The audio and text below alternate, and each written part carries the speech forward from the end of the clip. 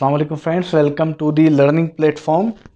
तो आज का जो हमारा टॉपिक है वो है हेमोग्लोबिन A1C। तो सबसे पहले तो मैं आपको बताऊं कि हेमोग्लोबिन A1C क्या होती है। कि ये जो है ग्लूकोज लेवल को आइडेंटिफाई करने के लिए एडल्ट बॉडी में या यंगर बॉडी में तो इसकी मेजरमेंट देखी जाती है हेमोग्लोबिन A1C की। अच्छा, इसमें क्या होता है, ये हेमोग्लोबिन A1C या फिर इसे हम ग्लाइकोसाइलेटेड हेमोग्लोबिन कंपाउंड भी कहते हैं।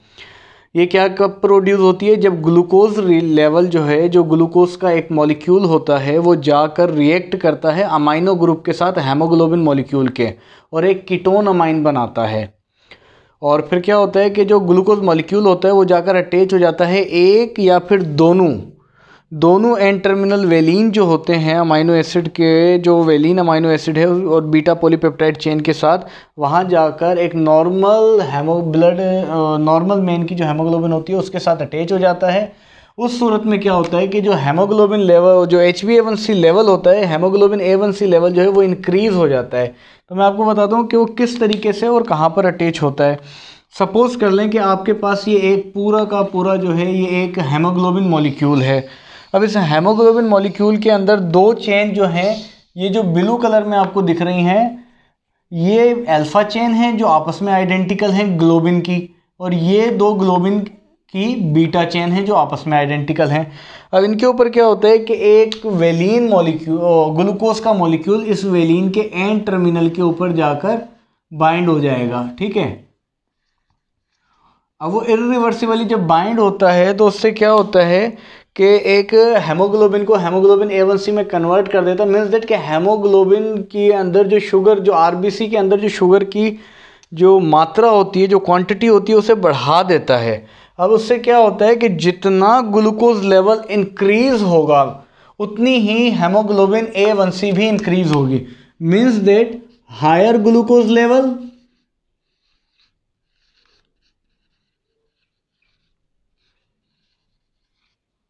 देन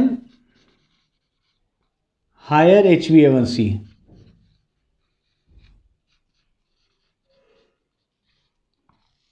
तो उससे क्या होता है कि जितना ग्लूकोज लेवल इंक्रीज होता जाएगा उतनी ही HbA1c भी इंक्रीज हो जाएगी।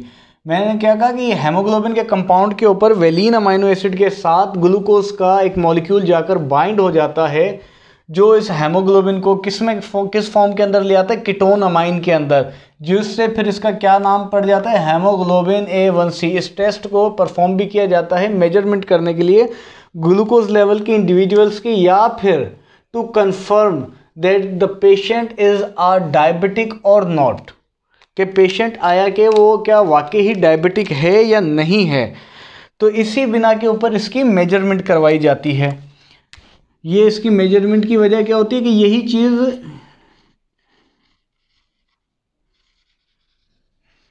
किस बिना पे मेजरमेंट करवाई जाती है, कि कंफर्म करने के लिए। क्या कंफर्म करने के लिए कि आया कि वाकई ही पेशेंट जो है वो डायबिटिक है कि नहीं है। अच्छा, दूसरी खास बात, ये जो HbA1c होती है ये जस्ट 3 मंथ का रिजल्ट देती है। ठीक है, प्रीवियस 3 मंथ की शुगर का लेवल बताती है। उसके पीछे एक रीज़न है, वो रीज़न भी मैं आपको बताता हूँ कि ये जस्ट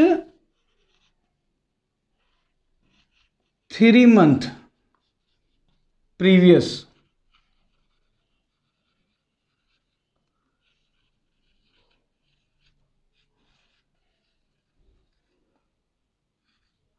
कि सिर्फ पिछले 3 मंथ का शुगर का रिजल्ट देती है। वो क्या वजह है, क्यों देती है, why HbA1c gives only previous 3 month result of glucose, ये एक रीज़न है। और ये जो है बायोकेमिस्ट्री के सेकेंड लास्ट यानी कि 2K16 के एक क्वेश्चन पेपर में भी जो है मेरा ख्याल है ये आया था। यहाँ पे नहीं, कराची के अंदर, हैदराबाद सिंध में नहीं, कराची के अंदर। तो वहाँ से मैंने इसको मतलब जब स्टडी किया तो मैंने इसके देखा, तो उसकी रीज़न बिल्कुल आसान है कि जब ये ग्लूकोज का मॉलिक्यूल बाइंड किसके साथ हो रहा है, हेमोग्लोबिन यानी कि RBC सेल्स के साथ। अगर आपको ये मालूम हो कि RBC सेल्स की जो लाइफ है वो लाइफ स्पेन कितनी है,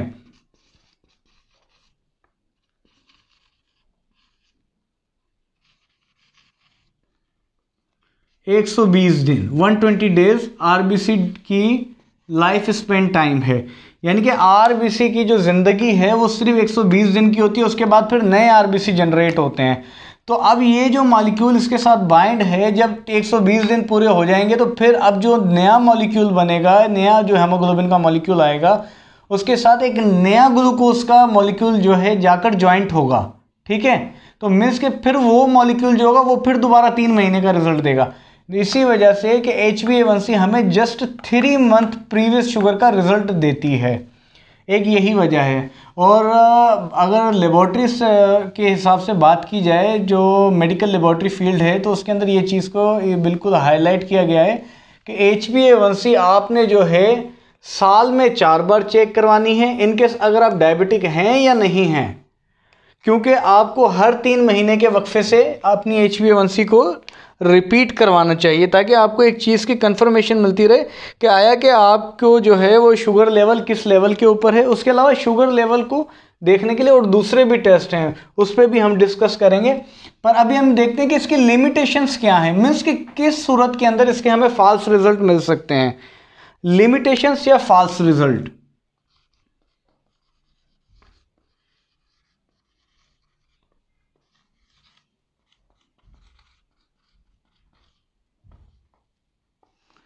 कि HbA1c की लिमिटेशंस क्या है, कि किस सूरत के अंदर HbA1c के रिजल्ट जो हैं हमें थोड़े से अप डाउन मिल सकते हैं, जिसमें हमें एहतियात करनी पड़ती है, हमें खुद को इस चीज़ को फॉलोअप में रखना पड़ता है कि आया कि अगर ऐसी पोजीशन है तो HbA1c का रिजल्ट फॉल्स हो सकता है।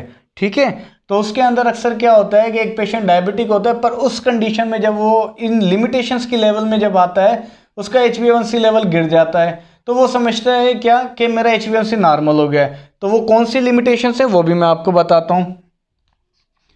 फर्स्ट है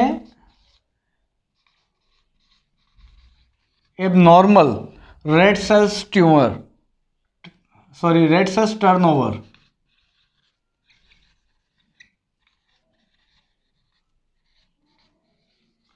एक तो ये है कि अगर एबनॉर्मली रेड सेल का टर्नओवर हो रहा है, मीन्स के आया कि वो एक प्रोलॉन्ग टाइम से, मतलब कि उनका जो टर्नओवर है मीन्स के बनने का, रीजनरेट होने का और ब्रेकडाउन होने का, अगर उनका टर्नओवर एबनॉर्मल हो गया है, कि आया कि वो कोई प्रॉब्लम ऐसी ब्लड के अंदर आ गई है कि जिसकी वजह से जो रेड सेल्स की जो लाइफ स्पैन है कि वो या कम हो गई है या बढ़ गई है, तो उस सूरत में HbA1c लेवल जो है वो डिक्रीज हो जाएगा।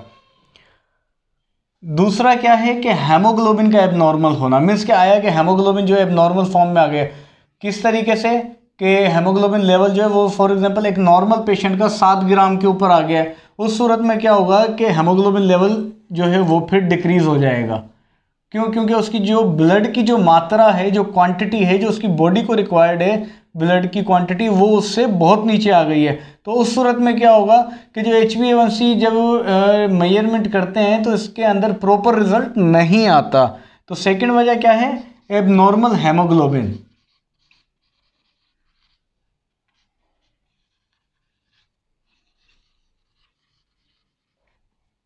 ठीक है, अच्छा फिर थर्ड क्या होता है, renal disease. Renal disease means कि डायलिसिस का कोई पेशेंट है, अक्सर क्या होता है जो डायलिसिस के पेशेंट होते हैं या किडनी फेलियर पेशेंट होते हैं, उनका भी हेमोग्लोबिन लेवल जो है ना अप डाउन करता है, डाउन ही करता है, अब तो करता ही नहीं है। क्योंकि जब जब उनकी डायलिसिस होती है, उनकी जो फिल्ट्रेशन होती है, किडनी फिल्ट्रेशन जब होती है, तो उसमें हेमोग्लोबिन लेवल जो है वो डिक्रीज होना शुरू हो जाता है। तो उस सूरत में भी HbA1c लेवल का जो लेवल है वो डिक्रीज हो जाएगा। चौथा, लीवर।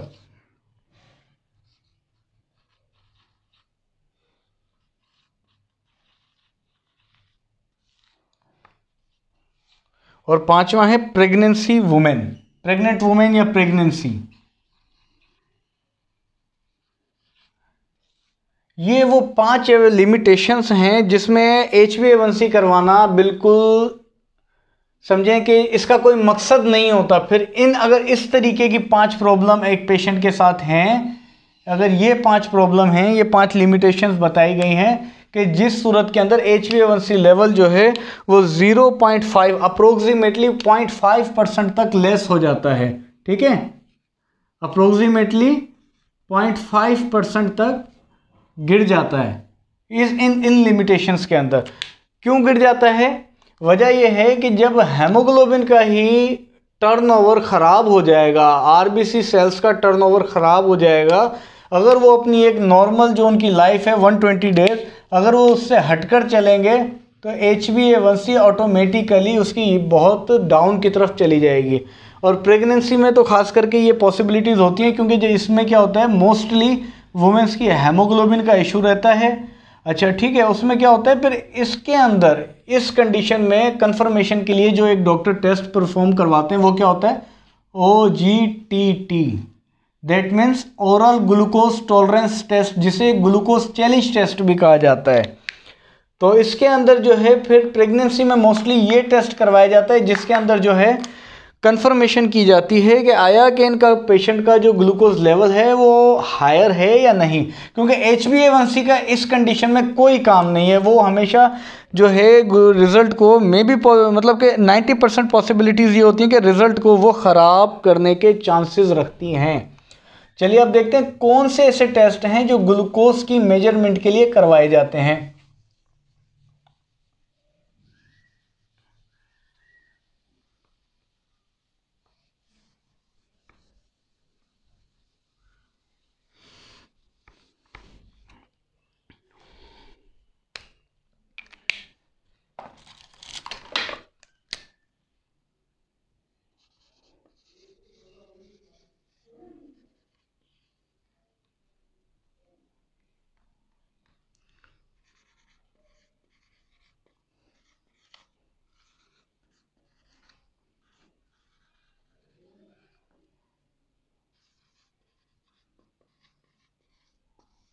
कि measurement available of glycemic control, कि glycemic means that sugar control की जो मेजरमेंट हैं वो कौन कौन सी हमारे पास मौजूद हैं।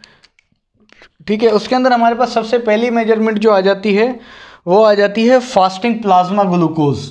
ठीक है,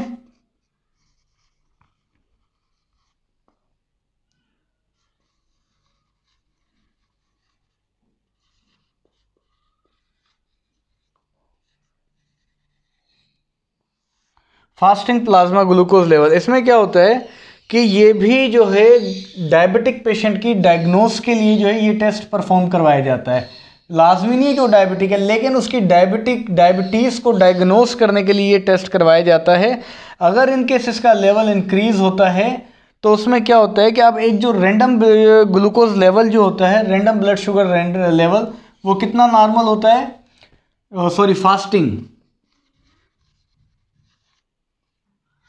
फास्टिंग ग्लूकोज लेवल।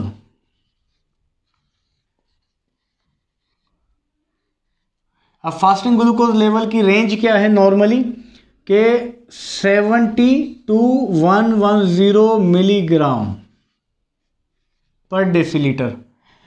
अगर वो इससे इंक्रीज करता है, ठीक है, मीन्स देट कि इस पेशेंट को डायबिटीज़ फाउंड हुई है ब्लड में, इस पेशेंट के ब्लड में शुगर का खदशा है, खदशा क्या है, शुगर है, तो उसको फिर फर्दर कंफर्मेशन के लिए हम कहाँ रेफ़र करते हैं, HbA1c की तरफ, कि इसकी HbA1c करवाई जाए, आया कि देखा जाए कि प्रीवियस 3 मंथ से इसका क्या रेशो रहा है। अगर के अच्छा जो एक न्यू पेशेंट होगा तो पॉसिबिलिटीज़ है कि उसका HbA1c लेवल नॉर्मल आ जाए, अगर वो नया पेशेंट है तो इस सूरत में उसका HbA1c लेवल पॉजिटिव आ सकता है, अगर उसकी डायबिटीज़ को जस्ट 2 या 3 वीक्स हुए हैं।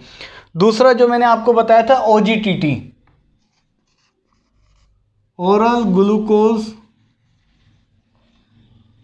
टॉलरेंस टेस्ट, ये है सेकंड, ये है फर्स्ट। इसमें क्या होता है कि पेशेंट को ये बाकायदा चैलेंजिंग टेस्ट होता है ग्लूकोज का, इसे हम ग्लूकोज चैलेंज टेस्ट भी कहते हैं। ठीक है,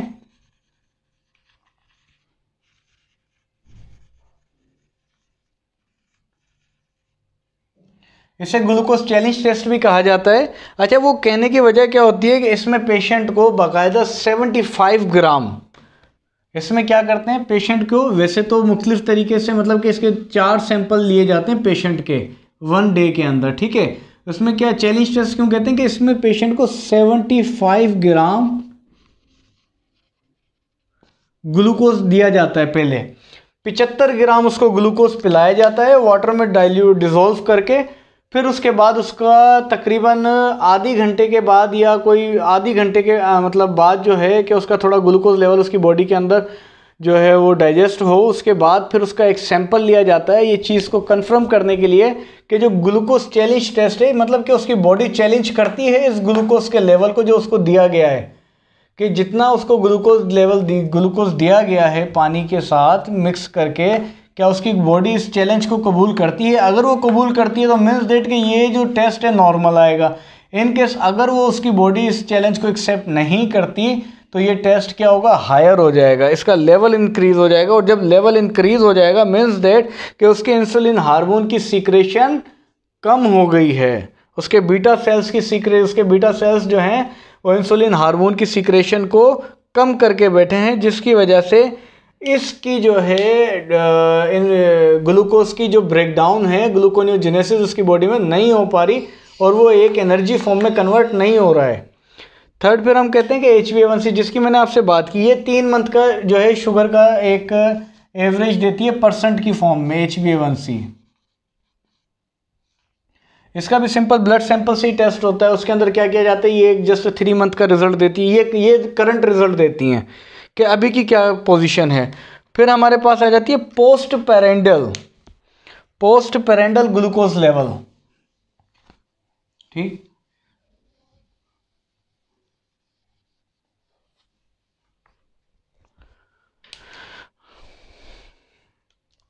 फिर हमारे पास 4 नंबर पे है पोस्ट पेरेंडल।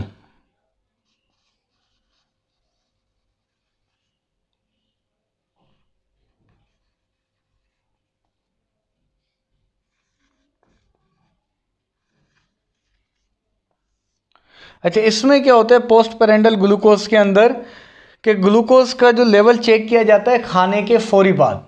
ठीक है, सॉरी, खाने के फौरी बाद नहीं, पेशेंट को क्या करते हैं कि पहले खाना खिला देते हैं, पेशेंट को पहले खाना खिलाएंगे, पेशेंट खाना खाएगा, ईट करेगा, उसके बाद उसका तकरीबन पौना घंटा, 1 घंटा 45 मिनट या 2 घंटे मैक्सिमम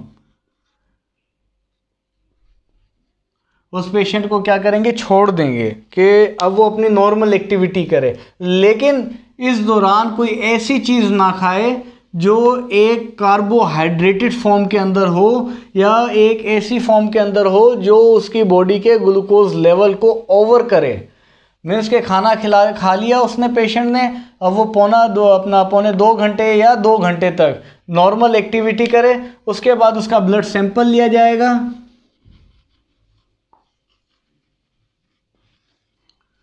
फिर उसके अंदर देखा जाएगा कि पोस्ट पेरेंडल के after eat what is the range of the blood glucose level. Is blood glucose level is means that convert in the form of energy और may be present as it is. अगर वो present होगा blood glucose जो है blood की streams के साथ इसी लेवल के अंदर, तो ये लेवल जो है पोस्ट पेरेंडल ग्लूकोज का बढ़ जाएगा, मीन्स के शुगर हाई आएगी। तो उसके अंदर क्या होगा कि ये डायग्नोज करेगा कि ये पेशेंट डायबिटिक है।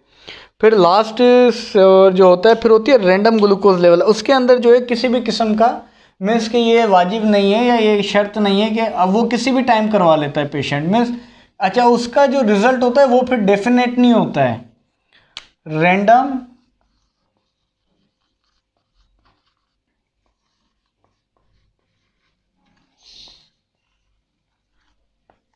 इसका फिर जो रिजल्ट होता है डेफिनेट नहीं होता है, जस्ट ये एक आइडिया होता है कि हाँ भाई अभी मेरा शुगर का लेवल ये है, बस इसके ऊपर कभी भी शुगर या डायबिटिक पेशेंट की डायग्नोज नहीं हो सकती। अगर कोई कहता है कि इस टेस्ट के ऊपर शुगर की डायग्नोज हो जाएगी तो समझेंगे वो 110% गलत है। इस टेस्ट के ऊपर कभी भी शुगर की डायग्नोज नहीं हो सकती। अगर कोई भी डॉक्टर या कोई भी शख्स या एक नॉर्मल शख्स भी अगर अपना ये लेवल चेक करवा के और फिर इनकेस ये लेवल पॉसिबिलिटीज़ रखता है कि ये हाई आ सकता है नॉर्मल पेशेंट का भी, ठीक है, समटाइम्स नॉर्मल पेशेंट का भी ये लेवल हाई हो सकता है। रीज़न ये है, फॉर एग्जांपल एक पेशेंट ने रिसेंटली 10 मिनट्स बिफोर अगर कोई चीज़ ली है जो रिच कार्बोहाइड्रेट अगर उसने लिए हैं तो उसमें क्या होता है कि ये लेवल अक्सर बढ़ जाता है और वो रिच कार्बोहाइड्रेट इनटेक करके अगर अपनी बॉडी से एक ब्लड सैंपल देता है और ये टेस्ट करवाता है तो ये 100% तो मैं नहीं कहूँगा, लेकिन मैं ये ज़रूर कहूँगा कि 80 to 70 to 80% ये पॉसिबिलिटीज़ होती हैं कि ये रैंडम ग्लूकोज लेवल इंक्रीज हो जाएगा। Therefore, this glucose level means that random glucose level is not identify the diagnosis of a diabetic patient, that a patient may be diabetic or not. So this test is not authentic. It's a just test to identify the level of a glucose level to the normal conditions if you want to check. तो ये जो मैंने आपको बताया ये थे normal glucose level को identify करने के तरीके। अच्छा, अब मैं बात करता हूँ कि सिम्टम्स किस तरीके के होते हैं। जब अगर कोई पेशेंट को डायबिटीज़ की कंडीशन आती है तो उसके सिम्टमेटिक कंडीशन क्या होती है, सिम्टम्स।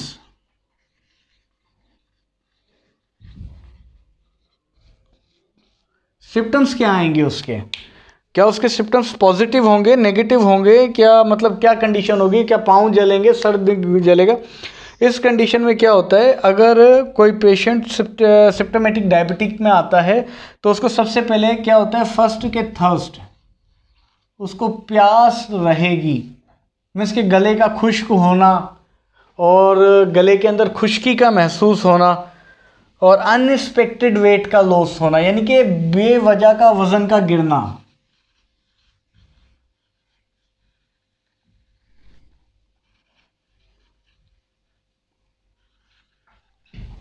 तेज़ी से वज़न के गिरने में जो है वो मीन्स के एक वज़न के अंदर गिराव पैदा होगा। तो उसमें क्या होता है कि ये सिम्टम्स के अंदर आ जाता है डायबिटीज़ के, अगर इस तरीके के सिम्टम्स होते हैं। अच्छा, फिर एक क्या होता है कि एक ऐसा इन्फेक्शन, रिकरेंट इन्फेक्शन,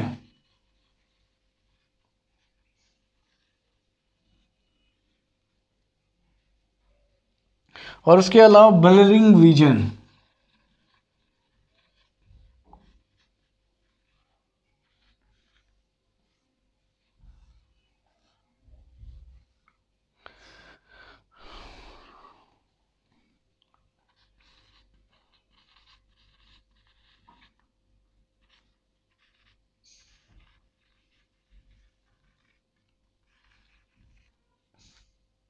ये उसके अंदर सिम्टमेटिक्स मीन्स के आपको निशानियां मिलेंगी जो न्यू डायबिटिक पेशेंट होगा।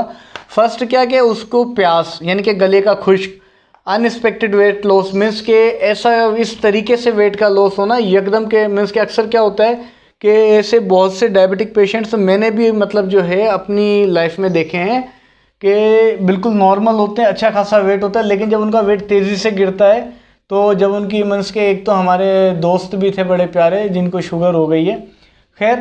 फिर दूसरा क्या होता है, recurrent infection. Recurrent infection means के एक ऐसा इन्फेक्शन होना जो सडन इन्फेक्शन हो और वो क्यूर ना हो रहा हो, मीन्स के वो इन्फेक्शन प्रोलॉन्ग चल रहा हो, उसकी क्यूर मीन्स एहतियात भी प्रॉपर है, ट्रीटमेंट भी प्रॉपर है, लेकिन वो प्रॉपर क्यूर ना हो पाए। That means a patient, that means a symptom of diabetes. Fourth one क्या है, ब्लरिंग विजन, आंखों का जलना, धुंधलापन आ जाना, डिस्कलर होना। डिस्कलर होने से मुराद ये नहीं है कि कलर, डिस्कलर से मुराद ये है कि हाथों, जब फॉर एग्जांपल जब शुगर किसी पेशेंट को होती है तो कहीं ना कहीं बॉडी पे, चाहे मीन्स के ऐसा पार्ट जैसे कि फेस है, आइस की जो नीचे एरिया है, या हमारे जो हाथ हैं इसकी बैक साइड, ये ब्लैक होना शुरू हो जाती हैं, ठीक है, शुगर के पेशेंट के अंदर। और ये तो बहुत कॉमन है, अल्सरेटेड फीट, यानी कि पाँव का जलना, पैरों के अंदर जलन महसूस होना। तो इस तरीके की निशानियां फिर देखने को मिलती हैं इस तरीके के पेशेंट्स में जिसके अंदर डायबिटिक सिम्टम्स, अगर जिस पेशेंट में ये सिम्टम्स मौजूद होंगे, ये सारे सिम्टम्स अगर किसी पेशेंट में मौजूद हैं, तो एक डॉक्टर जब वो इन सिम्टम्स को देखता है तो वो वैसे ही आइडेंटिफाई कर लेता है दैट दिस पेशेंट में undergo in the treatment in diabetes mellitus. अब मैं थोड़ी सी यहाँ पर आपको डायबिटीज़ मेलाइटस से रिलेटेड कुछ बताना चाहूँगा। डायबिटीज़ मेलाइटस एक्चुअली है क्या और क्यों होती है।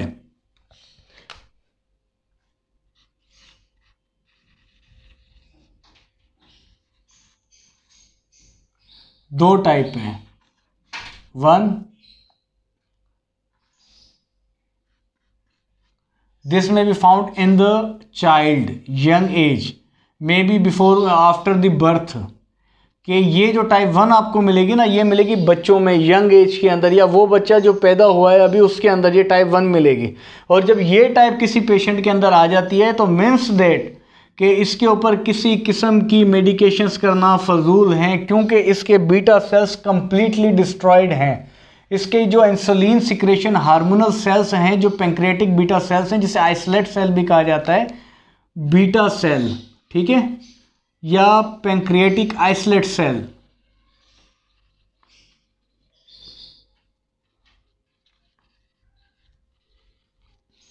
Completely destroyed.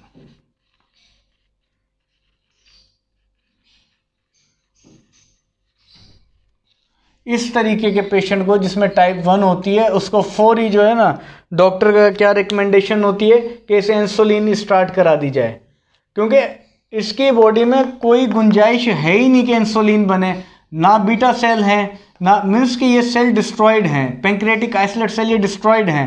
जब ये हैं ही डिस्ट्रॉय तो इंसुलिन की सिक्रेशन होगी कहाँ से, और जब इंसुलिन हार्मोन बनेगा ही नहीं तो प्रोटीन की ब्रेकडाउन, ग्लूकोज की ब्रेकडाउन होगी कैसे?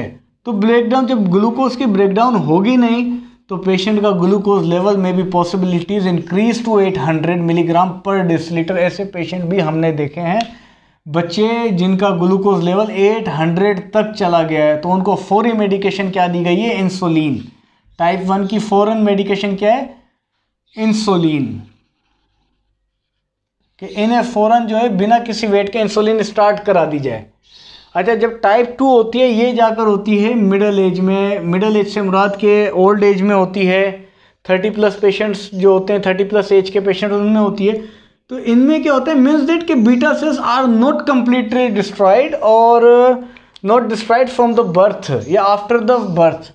मीन्स कि इस शख्स के बीटा सेल्स काम कर रहे थे, तभी तो इसने ज़िंदगी के 30 साल निकाल दिए बिना किसी शुगर की मेडिकेशन के।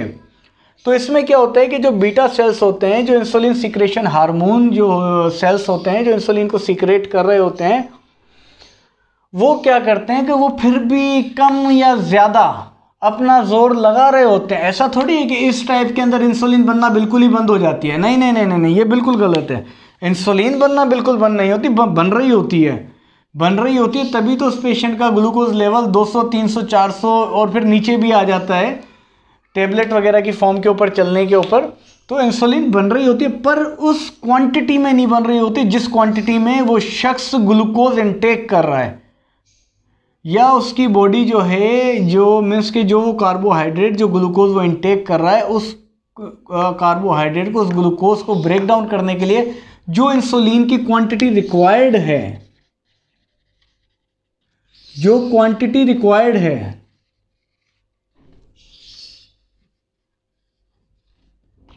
रिक्वायर्ड क्वांटिटी तो नहीं मिल रही ना। मीन्स इंसुलिन तो बन रही है, कम बन रही है, बहुत कम बन रही है, या और ठुप कम बन रही है, मीन्स के आखिरी स्टेज के ऊपर बन रही है, लेकिन बन रही है।